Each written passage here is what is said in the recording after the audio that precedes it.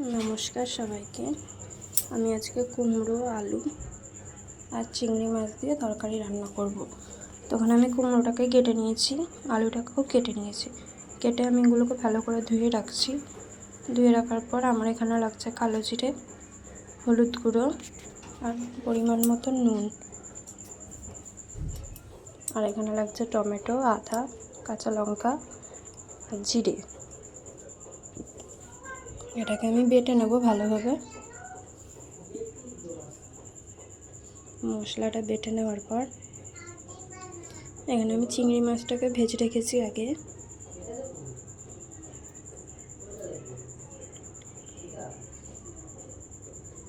তো এখন আমি কড়াইতে তেল গরম করছি। কড়াইতে তেল গরম করার পর আমি আলুটাকে দিয়ে দেবো। আলুর মধ্যে অল্প একটু নুন আর হলুদ গুঁড়ো দেবো, দিয়ে আলুটাকে আমি ভালোভাবে ভেজে নেব।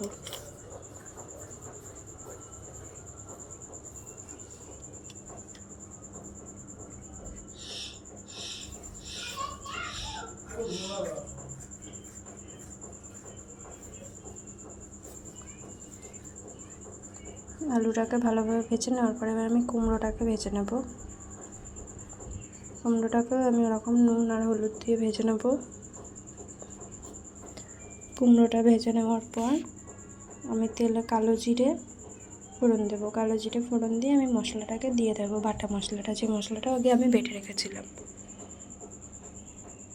মশলাটা দিয়ে আমি কষাবো ভালোভাবে যতক্ষণ না পর্যন্ত তেল ছাড়বে।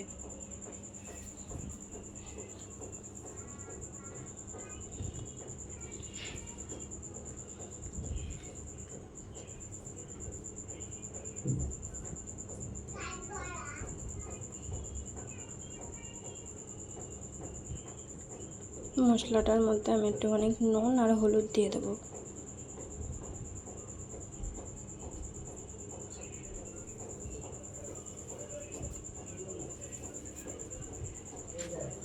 নুন আর হলুদ দেওয়ার পর ভালোভাবে কষাবো। দেখতেই পাচ্ছ মশলাটা দিয়ে তেল ছেড়ে এসছে। আর একটু ভালোভাবে আমি কষাবো যাতে আর একটু তেল ছাড়া। দেখতেই পাচ্ছ এখন আরও ভালোভাবে তেলটা ছাড়তে শুরু করে দিয়েছে। এবার এখানে আমি অল্প পরিমাণে জল দেব।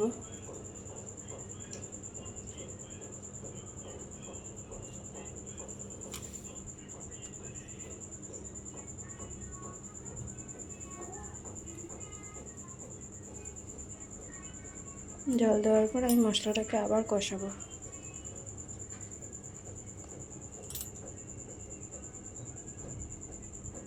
মশলাটা কষিয়ে নেওয়ার পর আমি আর একটুখানি জল দেবো এতে। এরকম পরিমাণে জল দেওয়ার পর আমি এবারে ভাজা কুমড়ো আর আলুটাকে দিয়ে দেবো।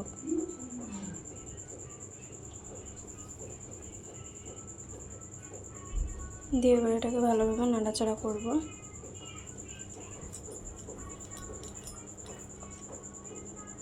দেখতেই পাচ্ছ যখন এটা ফুটে উঠেছে আমি চিংড়ি মাছটাকে দিয়ে দিলাম। এখন চিংড়ি মাছটা দিয়ে আমি একটু নাড়াচাড়া করে নেব।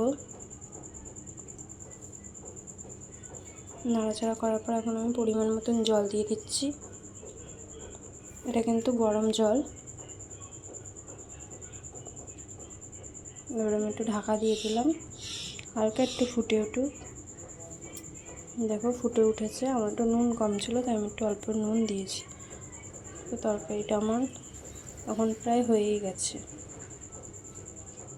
দেখো তরকারিটা আমার হয়ে গেছে। খেতেও কিন্তু এটা খুব সুন্দর লাগে।